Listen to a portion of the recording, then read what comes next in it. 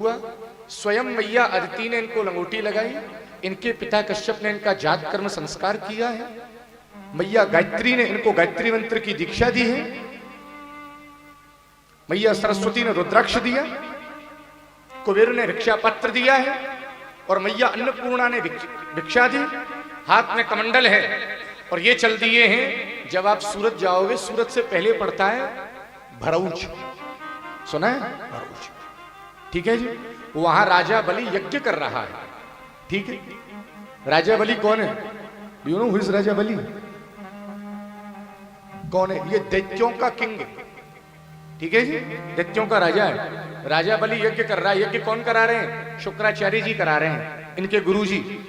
आज वामन भगवान राजा बलि की यज्ञ में गए। जैसे ही राजा बलि ने वामन भगवान को देखा, देख करके गदगद हो गए और राजा बलि ने वामन भगवान को लिट करके प्रणाम किया।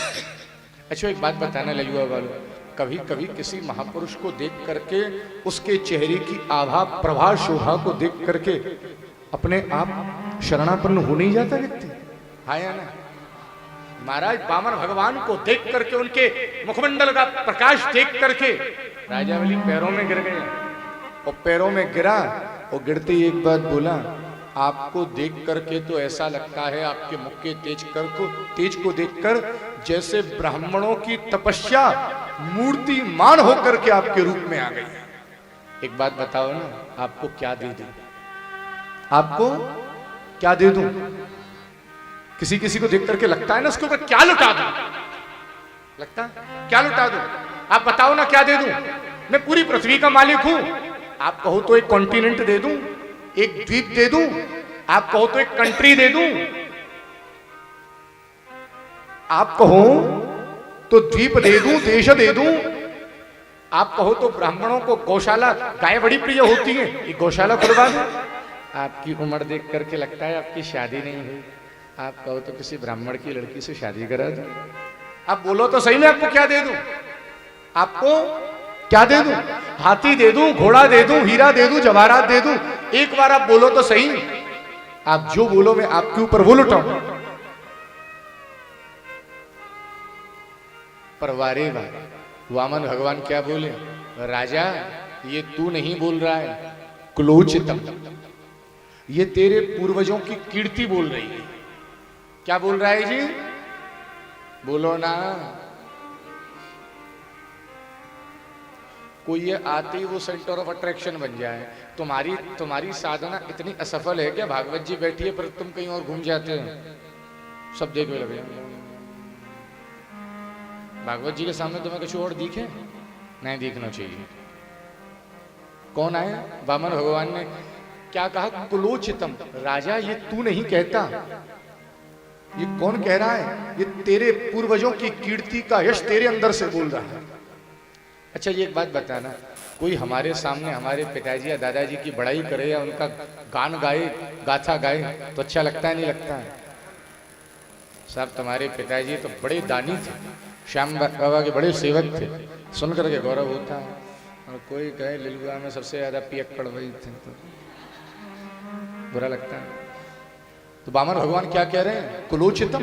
राजा, तू ये बार बार कह रहा है ना, हाथी ले लो, घोड़ा ले लो, देश ले लो, द्वीप ले लो, गाय ले लो, ये तू नहीं बोल रहा। तेरे कुल में हिरण्याक्ष और हिरण्यकश्यप जैसे ताकतवर वीर हुए, वैरोचन जैसे ब्राह्मणों के भक्त हुए, प्रहलाद जैसा भगवान का भक्त हुआ, बड़े बड़े दानी हुए। अपने बाप दादाओं की बड़ाई सुनकर के तो राजा बलि फूला ना समाया। महाराज, जब मेरे बाप दादा इतने महान दानी हुए, अब तो मैं कुछ ना कुछ दूंगा। अब ये बताओ क्या दूं आपको? हाथी दूं, घोड़ा दूं, देश दूं, द्वीप दूं? मैं सूर्य उदय से लेकर अस्त तक मेरा ही है सब कुछ, बताओ ना क्या दे दूं?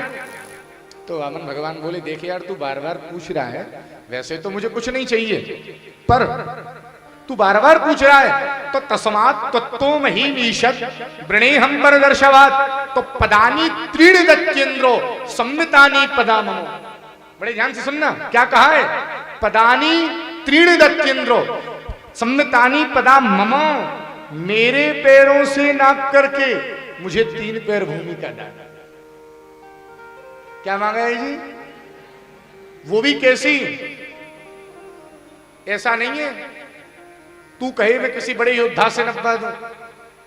राजा बलि बोला, अहो ब्राह्मण दायाद वाचस्ते वृद्ध सम्मत, बातें तो करते हो बुड्ढों जैसी और बुद्धि है बिल्कुल बच्चों जैसी, मांगना भी नहीं आता। मैं पूरी धरती का मालिक हूं, एक कॉन्टिनेंट मांग लो, एक द्वीप मांग लो, और आप क्या मांग रहे हो जी? हैं जी? 3 पैर भूमि मांग रहे हो।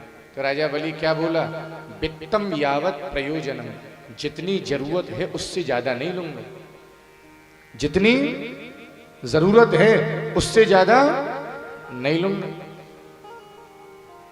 अब महाराज राजा बलि सोचे, महाराज कम से कम ऐसा तपस्वी ब्राह्मण हमारे यहाँ बैठेगा तो इसका कुछ पुण्य हमको भी मिलेगा। तो बलि की पत्नी बोली, अरे दे दो ना, एक तपस्वी ब्राह्मण हमारे द्वारा दान की गई भूमि में बैठ करके ध्यान करेगा, साधना करेगा, यज्ञ करेगा, पूजा पाठ करेगा, तो इसका पुण्य किसको मिलेगा? यजमान को मिलेगा नहीं मिलेगा? हमारे यहाँ भूमि दान की परंपरा क्यों थी, अन्न दान की परंपराएं क्यों थी, वस्त्र दान की परंपराएं क्यों थी? एक महाराज बड़ा अच्छा शब्द बोलते हैं, जो ब्राह्मण हमारा अन्न खा करके जाप करेगा तो उस जाप में कुछ अंश यजमान को मिलेगा या नहीं मिलेगा? हमारा वस्त्र पहन करके यदि ब्राह्मण अनुष्ठान करेगा तो उसका कुछ प्रभाव यजमान के जीवन में आएगा या नहीं आएगा?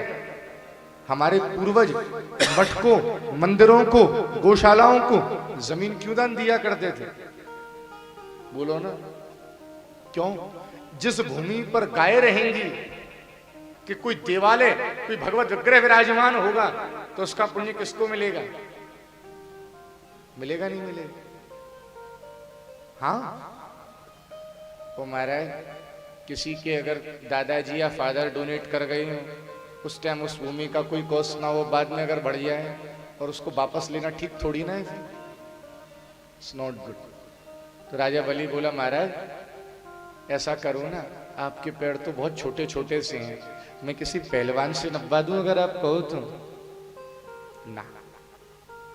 राज बामन भगवान बोले, नापूंगा तो मैं ही नापूंगा। तो विंध्या आप ही नापो।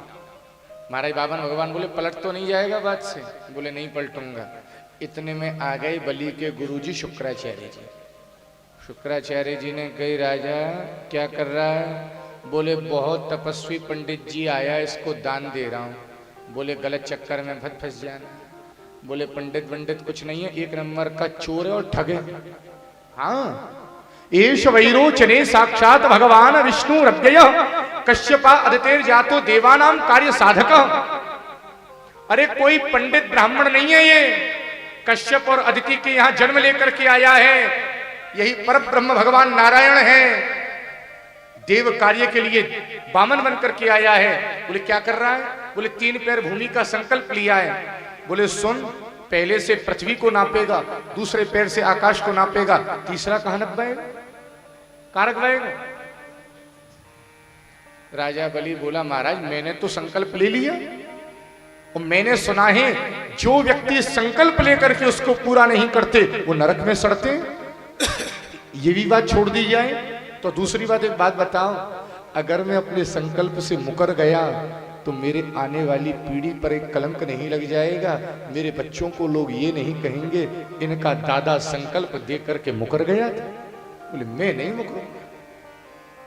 गुरुजी अपने चेला से बड़ा लगाव रखते हैं, मतलब he is very conscious about his wealth, भाई वो खराब नहीं हो जाए उसका कुछ मामला। तो गुरुजी बोले, सुन, इतनी जगह झूठ बोलने से पाप नहीं लगता। गुरुजी अपने चेला से कह रहे हैं इन जगह झूठ बोल देना चाहिए। कहां कहां? बोले स्त्रीशु, स्त्रियों के बीच में बैठ करके थोड़ा झूठ चलता है।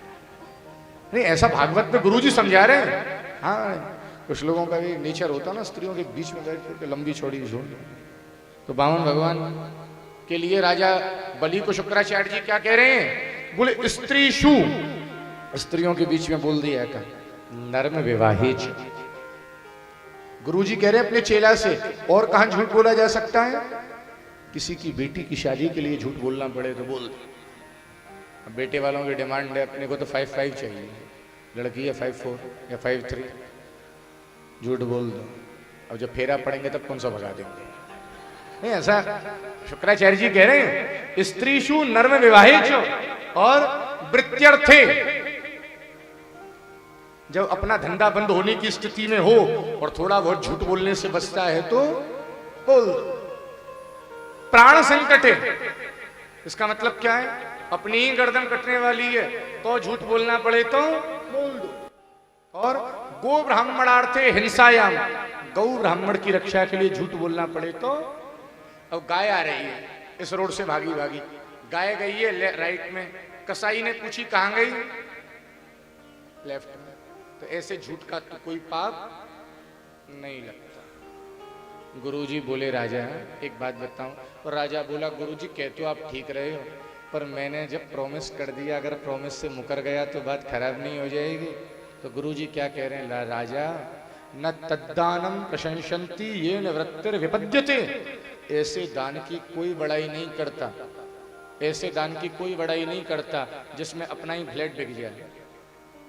अब कल पिताजी कथा करने आए तुम्हारे यहाँ फ्रेंड्स फॉरएवर परिवार में। अब ये कहें पिताजी 7वें दिन दक्षिणा में जितने यजमान है सब अपना फ्लैट हमें डोनेट कर दो, तो जो ठीक बात है गलत बात है? कितने तो करें, गलत बात ऐसा भी ना है। नहीं महाराज, पूरे धन का दान नहीं होता। गुरुजी कह रहे हैं धन को 5 जगह रखा जाता है। कितनी जगह? MBA किस किसने किया है यहाँ पर?